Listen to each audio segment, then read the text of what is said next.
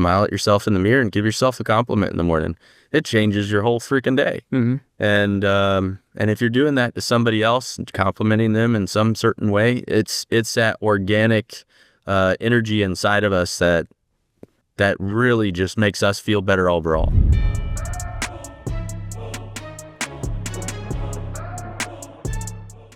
There's a version of success that looks like everything is working. The career is climbing. The paychecks are cleared. People around you think you have it all figured out. And the whole time, the one thing holding it all together, your body, is running on autopilot. I'm Zac Armstrong. This is no hype, just standards. And today, I'm sitting down with a guy who did something most people only talk about. He walked away from a successful business career and bet everything on becoming a professional pilot. Not a hobby, not a side project. He went all the way. Jordan Cole is a Gulfstream Captain and a mentor pilot, actually at one of the top private aviation companies in the world. He has over 3,000 flight hours. He holds an MBA. Before aviation, he built and ran real estate teams in the Southern California and Kansas City areas. And now he flies some of the most demanding clients and some of the most demanding schedules in all of aviation. But here's the thing about being a pilot. Your body is your instrument. The FAA does not care how ambiguous you are. If your health does not pass, you do not fly.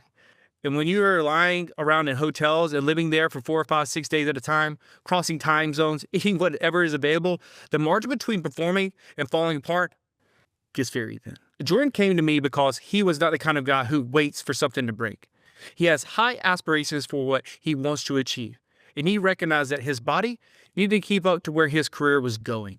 If you are listening to this and you are someone who travels for work or who has built something you are proud of, but knows deep down that you've been putting your own health on hold, this conversation is going to hit a little differently. Like and subscribe wherever you are watching or listening. Let's get into it.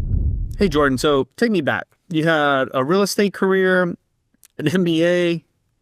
What happened? What changed?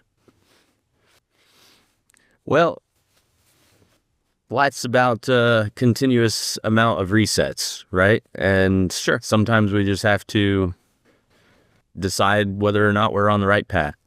Ultimately, I found myself, I woke up one morning and I didn't have the emotional, self-fulfilling satisfaction that I demanded from my life. And I wanted to pursue a dream of aviation. Was this a childhood dream that you had always had? Yeah, I had touched a plane. I think I was 12 or 13. I had a discovery flight with a colleague of my father's who owned a small aircraft. I think it was a 172, if I recall correctly. And I loved it. It was something that I wanted to pursue. And coming of age, it just wasn't something that I could afford or really could. Yeah, it's not cheap, man. It is not cheap. It's not a cheap hobby. It is not cheap. So, and also by the time I was of age, that was also just after 9/11. And so the aviation market was very different. For coming into the industry. And so I didn't see a path into it at the time. And ultimately, I decided to go into business. So, how did that work? You were still working your MBA and then doing it as a side, trying to get hours, or did you kind of jump all in? No, yeah. So after undergraduate, I did 10 years of business, medical billing and practice management, and then went back for my MBA and then came back and found myself in real estate. So there was already a reset there. And spent a few years in real estate, managing teams and leading offices. And like I said, woke up and decided I want to pursue my dream. So I, as the saying goes, I burnt the boats and went all in, 2 feet in, basically from 0 hours. And 2018 November was my first time flying an airplane. That's insane. People might not understand that. Like, to go from that amount of hours, 0 to 2018. At what point did you so you just kind of went all in with it? You just started flying on the side, or like? No, there wasn't flying on the side, man. I joined an accelerated program. I sold the condominium I owned at the time and divested as much as I could because, as you said, it wasn't cheap. No, it's definitely. I bought an RV. I moved into the RV, moved down to Florida, and joining that program and got my ratings as quick as I could and jumped right into what's commonly the first aviation job and flight instructing. Yeah. Yeah, So, getting the hours up. So there was no phase. It was all in from the start. yeah, it was just 2 feet in. What did people, family, friends say? Like, were people like, "What are you doing, man?" Like, Yeah, I had a number of people think that I quite literally lost my head and yeah, resorted to substances yeah, because they thought I was absolutely crazy. yeah, But at the same time, it's where you find where your friends are in your support group when you decide that a reset is something that's required of your own life, and that's something that I think it's worth checking in on ourselves and fulfilling what we need to feel fulfilled. yeah. And it's harder. I think the older we get in life, the more secure we come with a lot of things that we do, and it's so easy to get locked in there. And like, even if you hate your job or hate what you're doing, Right. to make that change. And I think that's when we see people do it, we like give a tip of the hat, like, "Damn, I wish I could do that." Right. Right. And now I'm getting those responses. Yeah. Um, Now that they see that you had success, right? If you fell on your ass, people would be like, "Oh, see, told you so." right. But at age 32, with an established career and of course an investment in education for business, they're saying, "Well, what are you doing? Are you even doing business anymore?" And I like to reflect on it, and I speak about this with my close circle as well, is that was an investment in understanding the direction I really needed to go to feel fulfilled. So everything in our life is about self-development and really those life experiences are what help us succeed later if we do make these changes. Or just the fact that you want to live life a certain way and you get a choice. You get one swing of that thing, you might as well do what the hell you want, right? Absolutely. Yeah. Absolutely. So you started off as a first officer in under 4 years, and now you're, a captain of a Gulfstream. What does that exactly mean? Not everybody in the is an aviator here and understands that kind of talk. Yeah. So, the path to Gulfstream is, in the case of the company that I'm working for, it's much like any other job, is that you have to apply and be selected for that program. It's a merit-based program based on past experiences and fit with that department, and so there's some pride in that I carry, and the guys that I work with do as well, and so it's a demanding position to get in, and that makes it exciting. When I started with the company that I'm at, I started out on a Phenom 300 and progressed through the captain role, an instructor role, a check pilot role, and through those activities is how the merit-based selection largely played in my favor, and that's how I was selected to the program at the Gulfstream. Right. So, So kind of how do you fly around now? Can you kind of explain? So people most of the time, if I say, "Hey, he's a pilot," they're gonna think, "Oh, he flies Southwest or something." That's not exactly what you do. So no, yeah, we're the company I currently work for is a on-demand private charter. So, and on-demand is it's under a regulation called Part 135, and that regulation is structured in such that it's non-scheduled charter, which means that it's dynamic and every day is a little different, which makes it very exciting. So we're, go to bed thinking that we're going to be flying from Los Angeles to New York, and we wake up and we're flying Los Angeles to Aspen instead, and maybe in the Bahamas by the end of the day. Yeah. And that makes working with you a little difficult sometimes. Well, you a little difficult. Yeah, because as helpful as you are, I can't say, well, this is where I'm staying tonight, and you giving me pointers on the gym, and I know you provide that service, but it's hard to keep up with my own self instead of texting you and saying, "Hey, this is where I'm staying. Check out the gym. Tell me what I need to do." It's just we make it work though. I know we do. Yeah, it's but that becomes a little bit of a challenge for 100%. for our dynamic between us and yeah. So it is dynamic. So I work with a lot of guys who travel a lot, but yours is, you and about a couple other individuals are very dynamic. Yours is up there for sure. What about any name drops? Any cool people that you can name drop that you flew? No, I can't name drop anybody. Right. But we do fly very high profile clients, Okay. and so I'm sure you could imagine. What about this? Yeah. Instead of name dropping, any cool events or anything that it's taken you to? Oh, sure, yeah. Now, unfortunately, I don't get to attend those events, but we fly, professionals and business leaders and celebrities, and sometimes just people with, the disposable income to be able to operate in that capacity, to events like the Masters and to the Kentucky Derby and then worldwide, there's all sorts of events, and I know that the company is highly involved in those. I can't imagine the taxiways and the parking situation at a place like Augusta, with such a small airport. And I picked people up from the Olympics this year. So that was exciting, seeing Milan and like you said, the taxiways. Milan already is a complicated airport on the private side to operate in and out of. They have some different procedures that we don't operate that way here in the United States. Europe has a lot of flow times and changes, and so it makes the job exciting because it's different and it's fast. Of course. So you have to be on your toes, and ultimately, if we're not alert, it becomes a problem. Right. And speaking of being alert and flying, you have over 3,000 hours now. What is something that flying has taught you that business ever taught you?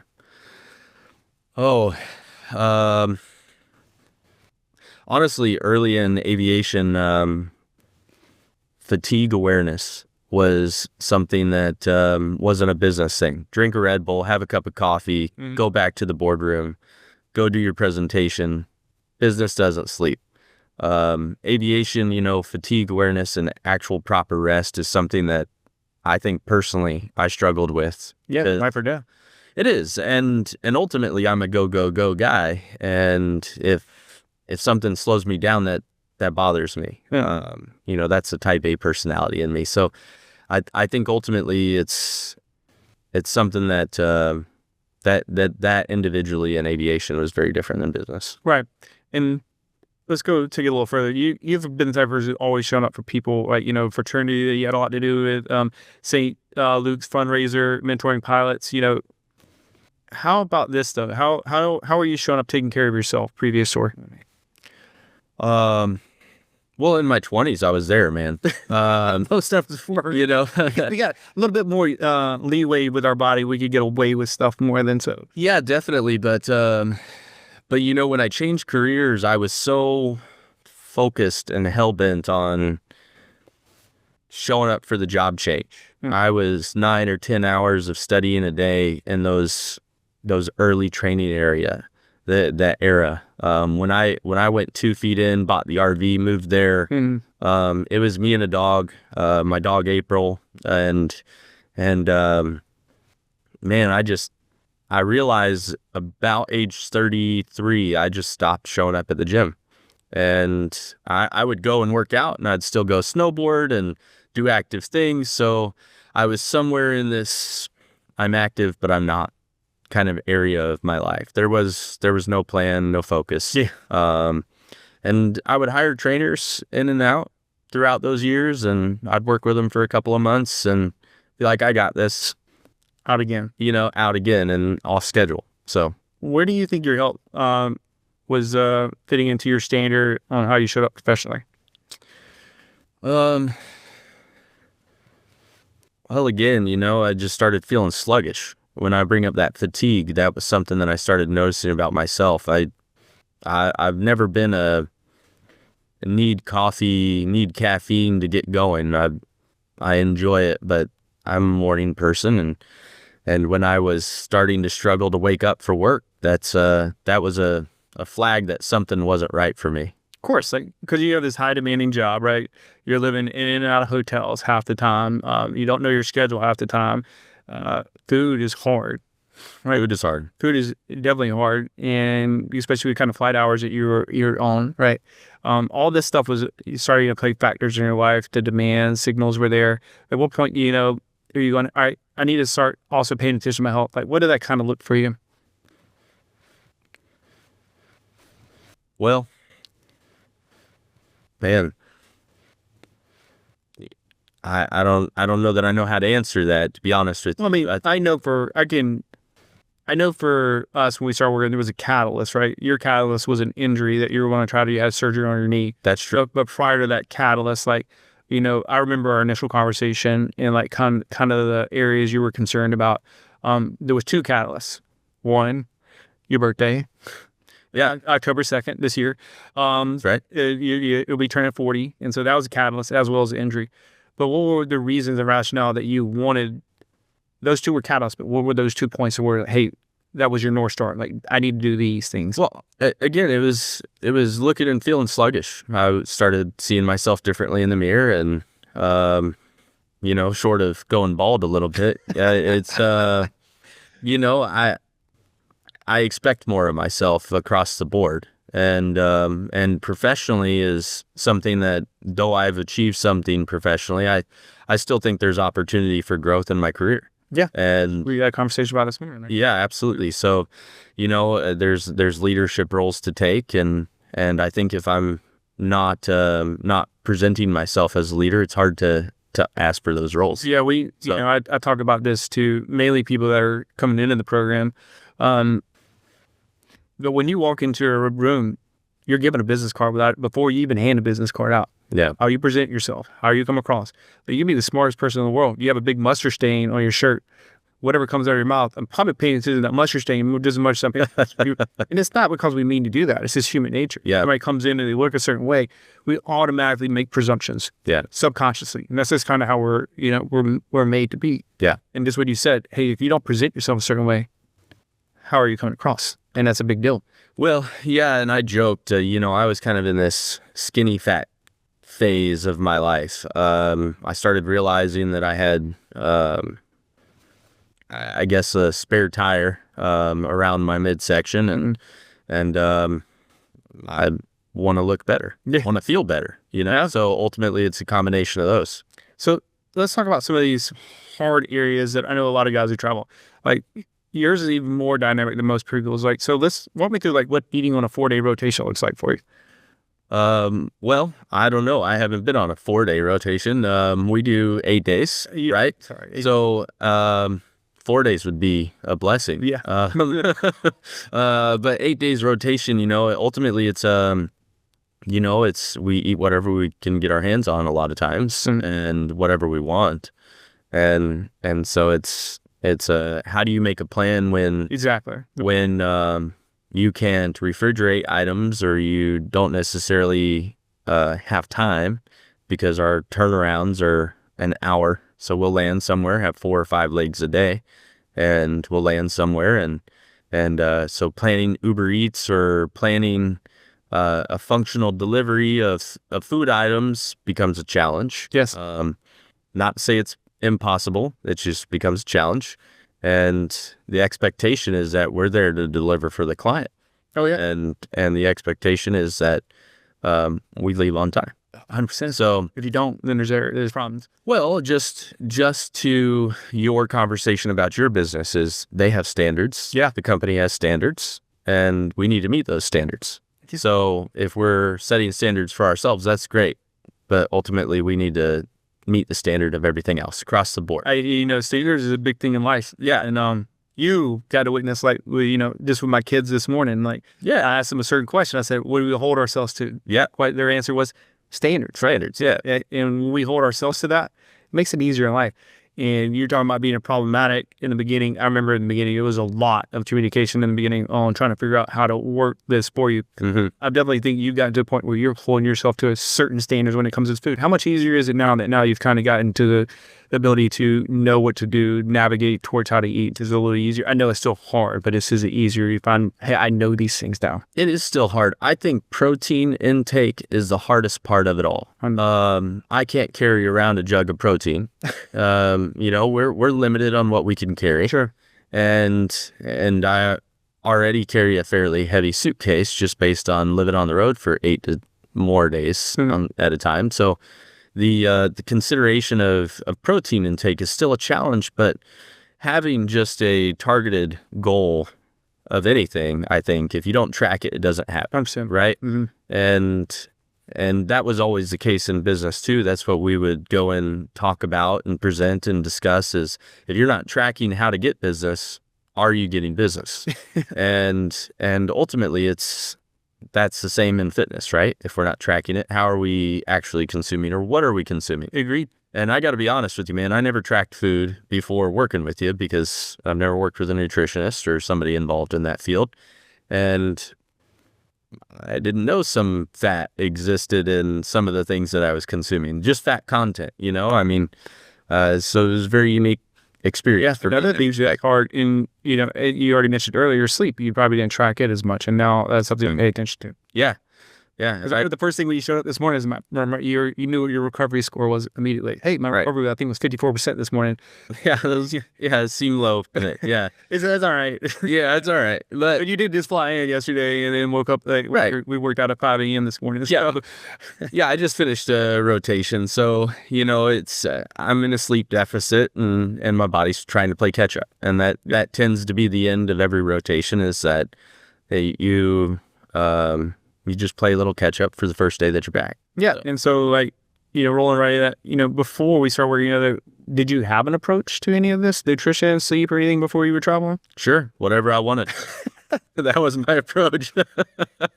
You know, whatever felt right. I'm tired, sleep. You know? So when we started going through all these numbers that we started doing, you know, you had blood work as well. Was there anything that like maybe surprised you that you're like, oh man, I'm glad I know that now that we've made changes? You know, I don't know. I'm looking forward to the second one. Mm-hmm.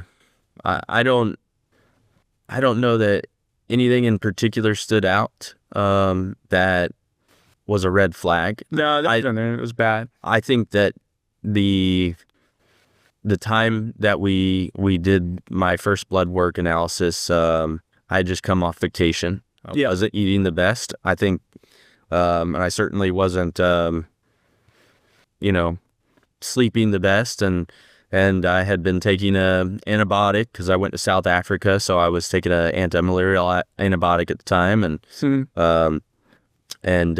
you know, it was just one of those things. But we talked about a number this morning. Do you remember the number we talked about? You said, I need to get this better. My VO2 max. Yeah. So these are numbers that we are looking at too. Yeah, absolutely. But that wasn't blood work. No. I just wanted to throw that. I wanted to get it. Yeah, absolutely. I mean, on the fitness side, yeah. I think, you know, especially being a collegiate soccer player, not having the endurance that I once did, even in my early 30s, it was like, I'm going to go for a jog. And I could go jog for 30 minutes, and that felt fine. But post-knee surgery, I've just lost that ability. So, you did sorry. I hope. What's that? I'd say you did pretty good this morning. Yeah, I appreciate that. But you know, it's about getting it back, right? Yeah, we have my 11-year-old out there pushing us. Yeah, talking back, which is always fun. When you make data decisions in the cockpit every day, right? What is like when we inverse that, and now you're looking at the data of yourself? What does that mean for you? How does that hit for you now? Because usually engineer types, pilots, stuff, we like data. I do like data. Yeah. I think I weird some of my colleagues out sometimes because I talk about not just my fitness data, but, you know, hey, these are the numbers in our lives. Yeah. And but yeah, the inversion of it again comes back to that tracking. You know, if we're able to see what the data is telling us, the story of the background, we're able to start to make those changes. Yeah. And we're able to start to focus on the areas that lack the standard that we expect. And that goes to aviation as well. Our company provides flight data, and that flight data, just for an example, gives us, hey, you're configured for your approach at a certain phase of flight. And if you're not configured at that point, now that comes back to those standards. We need to be configured by a certain point. And if you're not, it starts to say, hey, get configured earlier. These are post-flight data, not in-flight data, right? And yeah. So it starts to give you a trend line of understanding something about the flight program. Sure. And same with ourselves, right? Yeah. So, talking about like you know, with the flight and everything, you know, you're supposed you get a yearly FAA physical, right? That you have to pass. Yep. I'm about to start to have to do it twice a year. Oh yeah, I didn't know that. Tell me. Yeah, at age 40, you have to do it every 6 months. I didn't even know this. So yeah. Yep. Right. So you're somebody who has to get medically qualified, you know, twice a year now. How does that look? Just even in the medical industry within the FAA, how does that look compared to what we're doing right now? Um, well, I can certainly tell you that I'm faring better than I would have been if I had stayed on my trajectory. Sure. The consideration of the physical is there's a lot that goes into it. As you said, this morning when we were talking, or maybe I said it, I don't know. If we don't pass that physical, we're grounded. Mm-hmm. And that takes. Then you go to our other buddy, Wingman. Yeah, that's right. Yeah. Wingmed. Sorry, Wingmed. Yeah. So, ultimately it's one of those things that it would make my reset career change for naught. And that would break my heart. Sure. Honestly. So it's not just about losing the job. It's also about that would take a piece of me. Yeah. And I'm realistic about that. That's where the business fallback also is available option. Is that if I did lose my medical, I have some skills and experience that I could apply, and the education from aviation now, as I alluded to earlier, is all of these experiences in our lives start to create a trajectory for us, and that's an exciting thing to actually think about. Is that those options and those plans actually become available to us if something changes. Yeah. But that medical, there's a lot of stress to that medical. How would it not be, right? Yeah. It's more than just like physical, like eyesight and all kinds of stuff plays into it. Yeah. But what you just touched on is like, this is a lot deeper for you than just health, right? It is. It's a part of your being, it sounds like. It is, absolutely. Yeah, I want to go do high adventure activities. Yeah. Explain that, because you're by far my most adventurous client, right? Like South African safaris, Aspen ski trips, like. Yeah. I mean, I like to be on the go. It's even when I'm not working, traveling for work, I'm traveling for play. Yeah. And so, as you just said, just this year alone, I've been on an African safari. I was South African wine country, and which is a pain in the ass of planning for trying to work out. You trying to message me from some bungalow in South Africa on a safari. And I don't know, playing with the lions, run from it. Yeah, run from the lions. And I did a 6-day snowboard trip, and tomorrow I'm scuba diving Catalina Island and going to the kelp forest there, and so that's an exciting thing. And unfortunately, my next ski trip in April is canceled because of the snow just being of poor quality this year. But that was on the docket. And last year I went whitewater rafting, so I want to be able to just say yes to opportunities and yes to the excitement that life has to hold. Yeah. So now that you got the data, you know where you were, you know where you're at, like. You built a system. What does that actually have an impact on your life? What does that mean to you now? Well, I like to keep appointments. Yeah, you do. So I don't show up late for things, and I don't like letting people down. And even though we're in a client relationship here, you're becoming a friend, of course, and when you're sending me a text message like, hey, your sleep quality was really poor last night, what the hell happened? And, it was really funny. You did this to me just this rotation. Yeah, it was 12%. I remember the day. Yeah, and that was because we worked until 3 a.m. and I didn't get in bed because of hotel snafus, without a long story, until around 5. And I slept for 4.5 hours. But it was funny that text message came in, because not only had I been talking about what I was eating and the fitness program with my colleagues at that particular dinner, but I was just about to order dessert. And I was like, well, I can't order dessert now because it doesn't actually fall in. But a bad decision because of not only my sleep deprivation, but also just because I have a sweet tooth naturally. But it was funny because that accountability couldn't have come at a more fortuitous time in terms of the day.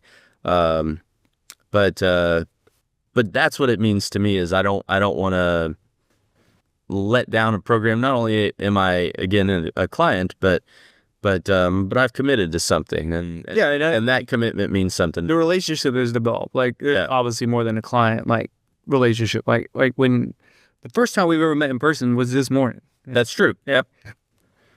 but it wasn't like I was meeting you for the first time. No. Like, I felt like I've known you for years now at this point. Right. Yeah. Or almost every aspect of your life and vice versa, right? And Yeah.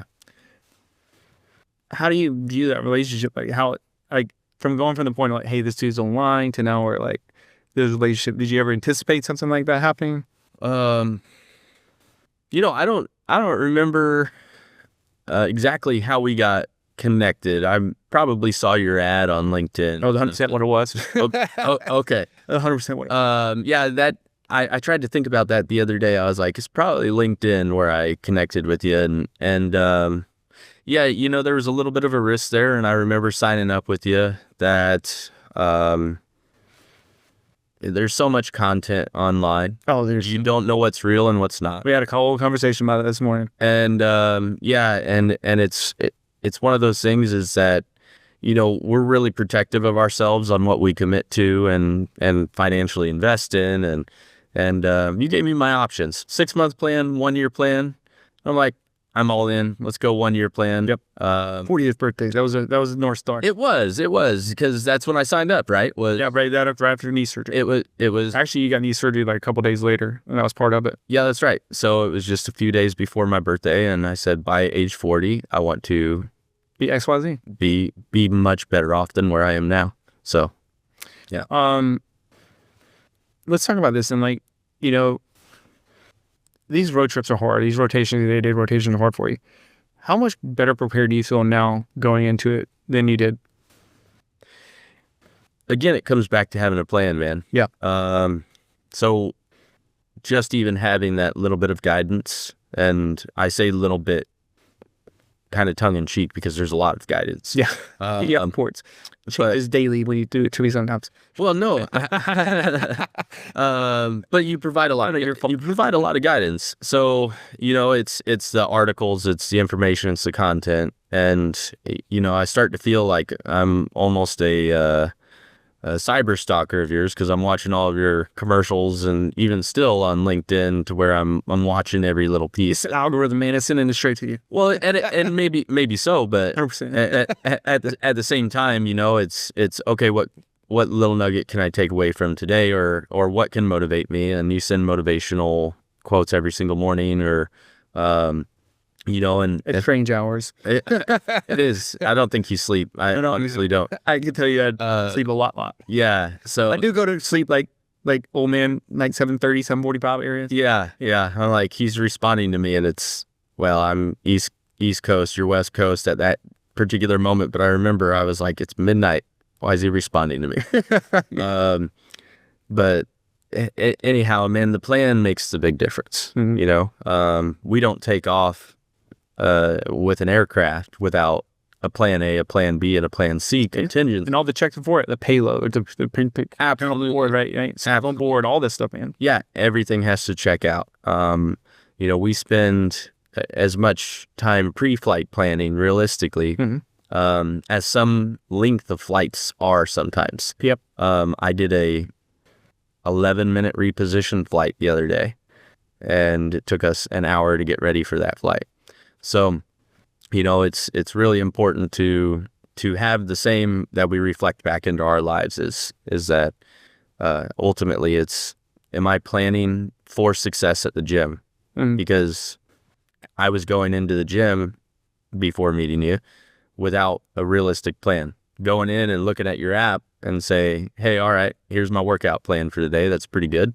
Or making a small modification because the hotel equipment doesn't have Chicago, where it was stolen dumbbells. Yeah, I mean, it had every other weight was missing, right? You know, I sent you a picture of that. I was like, how do I even work out with this? He's like, one arm at a time, you know, because it's like one 5-pound weight and then a 50-pound weight, you know. So how do you work out? I said, stay at a better hotel next. Yeah, right. So yeah, 100%. Speaking of like being in cockpit, do you feel like you're showing up differently in the cockpit now, physically better, more alert? Like we were talking about earlier, that the capacity that you need.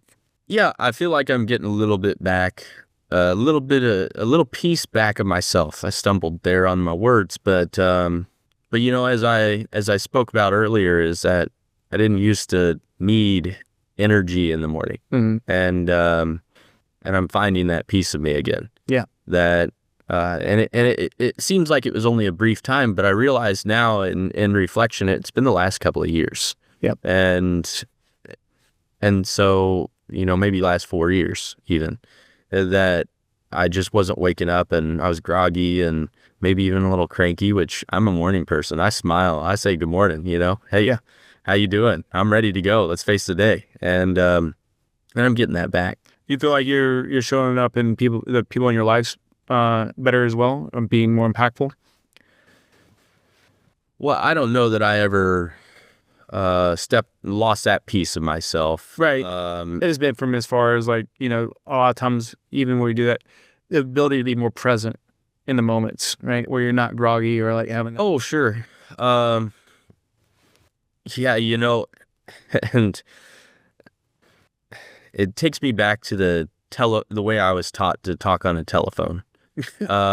Honestly, and it's generally how I treat people is doesn't matter how bad your day is, you answer that phone with a smile, and you treat them like they're the best person in your life, and that's not to be fake towards them, but it changes your mood and how you speak to somebody. If you smile at them, smiles are truly contagious. Yeah, 100%. And If you answer the phone when you're smiling, like your personality shows. somebody can feel it on the other side. It's funny how we can do that, right? Absolutely. Yeah. Absolutely. And so if you smile at yourself in the mirror, sounds corny, I know, but I used to do sales training. Smile at yourself in the mirror and give yourself a compliment in the morning. It changes your whole freaking day. Mm-hmm. And if you're doing that to somebody else, complimenting them in some certain way, it's that organic energy inside of us that really just makes us feel better overall. It even feel amazing. So it's organic. If you remember, my number one goal for every client is energy. Energies, yeah, very important. And there's 2 reasons, and the first reason is always because when you have more energy, it's always positive. It makes you a better parent, a better spouse, a better friend. It makes you a more enjoyable person to be around. Right, absolutely. And the second reason is when you have more energy, it's a subset of the nutrition, the sleep, and the exercise, right? And so that's key for me as well. Right, and just as I'm saying, I'm getting a lot of that back. Yeah. And who wants to sit next to a cranky guy? And I'm not saying I really became that person. When I started feeling like I was that person, that's where changes need to be focused on. So what do you think has surprised you the most about this whole process? Well, I think you and I spoke about it this morning, and it's the continuous accountability, Zach. Mm-hmm. Is that what I experienced with previous trainers, not speaking negatively about them, but what I experienced with them with my schedule is that I would go away from my rotation and then I would come back and I'd work with them 3 or 4 days in that week. And I felt like I was just shelling out money without accountability. They would say, "What'd you do this week to stay fit?" Not, "Here's what you need to do next week to stay on our plan."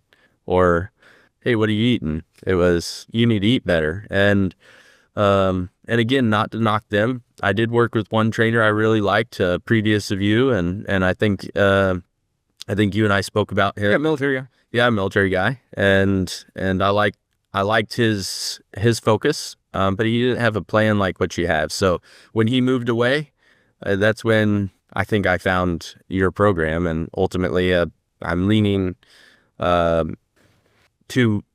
leaning. I'm very clearly demonstrating more consistency working with you in the program. I think the old trainers even gave you a compliment in the gym the other day, didn't they? Yeah, that was a different trainer though. I know. The old trainer. But yeah, he told me some changes, so you could see some changes from when he and I worked together. So that was a pretty cool compliment. Yeah, it is. So what would you tell the guy like out there right now, maybe on the fence with this kind of stuff, who's kind of got a crazy schedule too, and all this? Like, how realistic is this to changing their lives or helping them out? Well, first of all, I can't speak more highly of your program. So it's not just about your program. I dare quote The Departed with Jack Nicholson. Oh man, I like this. I like where this is going. Yeah. Well, you're either a product of your environment or your environment's a product of you. Yeah. And that, now he used it in a dark context. I get it. Right. But we only have the power. If something's not right in our lives, we have the power to change our environment. Yes, you do. Or we have the power to change ourselves and the way that we view it. And that's why I'm saying these things about, like, look at yourself and smile. Like, that's going to change your own individual product. It's going to give you a dopamine rush right there in the morning, and you're going to feel good about that. So what I would say to the person that you're asking me about is, are you willing to change that product? Mm-hmm. And are you willing to commit to it? And if the answer is yes, then overwhelmingly it's the right program for them. Yeah. But if they're going to show up for the first month or two, that's probably not the right program for them. Yeah. So ultimately, the right program for that would be just do what you continue to do. Right. And failing. But ultimately it's am I committed enough into making this change? Yeah. And if you are, then it's a great way to do it. Yeah. All right. So last bit, right? We call this rapid fire, right? Where I'm just going to ask you some questions. I don't want to really give a lot of thought process. Just kind of the first things that come into your mind, spit it out, right? All right. So you ready? All right. Fire away. All right. Hotel gym or no gym? What would you prefer? Like body weight exercise or the hotel gym? Oh, I see. Depends on the hotel. Really? and then in which case, body weight, but a good gym, hotel gym, all the way. Hardest thing about being healthy on the road: the food, the sleep, or the schedule? The food. Yeah.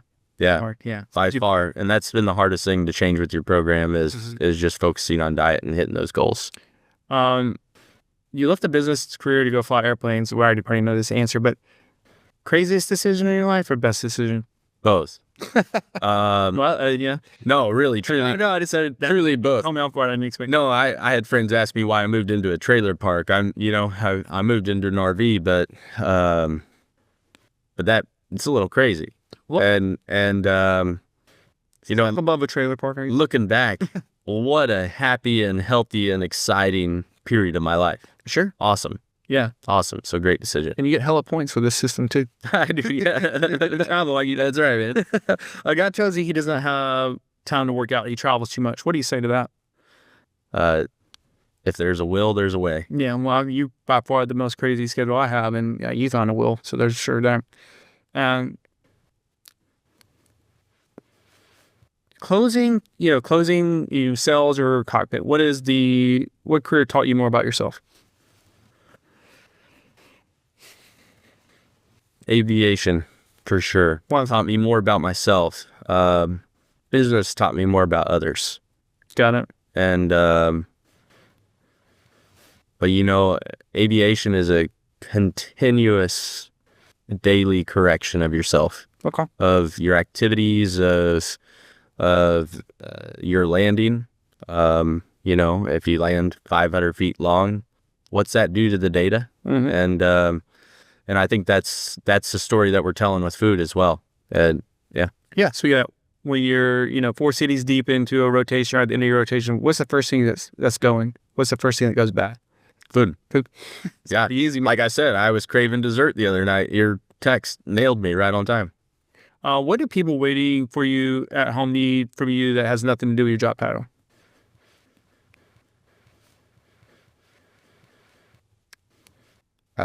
Showing up for it, man. That presence, yeah. Kind of what we were talking about earlier. Yeah. And then if a guy listening right now has been putting off his health because his life is too busy, what is he actually afraid of? Change. Yeah. Change or failure. One of the two, right? Yeah. They usually could coincide with each other. Yeah. Sure. And last one, I have something here, but I'm going to ask a little differently. You're a big Kansas City fan. Okay. Yeah. So let's go with this. When's in that? Well, I'm going to ask a 2-part question first. When's the Royals going to win another World Series there? In your lifetime, yes or no?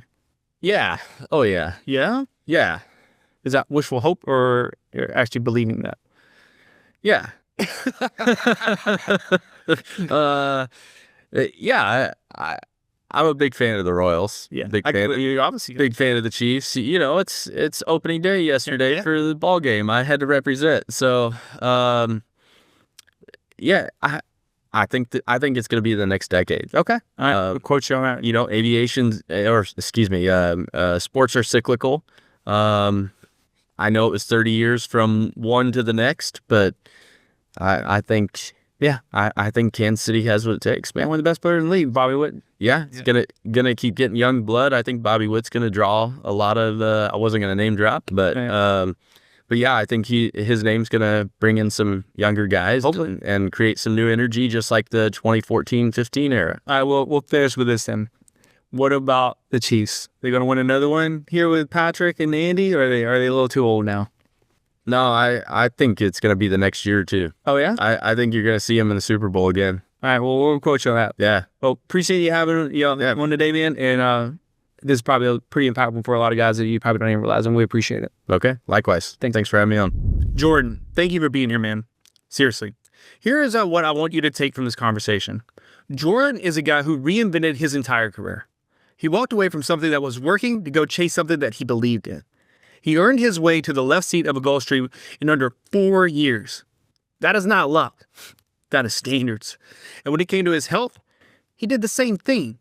He did not wait for a bad number. He did not wait for a scare. He looked at his life, looked at his schedule, and said, I'm not going to be the guy who has everything dialed in professionally and lets my body fall apart because I'm too busy. That is not aging. That is rotting. And Jordan refused to rot. If you're out there right now, living on the road, grinding through a schedule that does not stop, telling yourself you will figure out the health thing later, I want you to hear this. Later is how guys lose. Later is how you end up at 50 wondering where it all went. Your kids do not want your money. They want to play with you. And you cannot do that if you run yourself into the ground. If this conversation hit home, do me a favor. Rate the show, leave a review, subscribe on YouTube, Apple Podcasts, Spotify, wherever you are listening. And share it with the guy in your life who needs to hear it. You know who he is. No hype, just standards. And I will see you next time.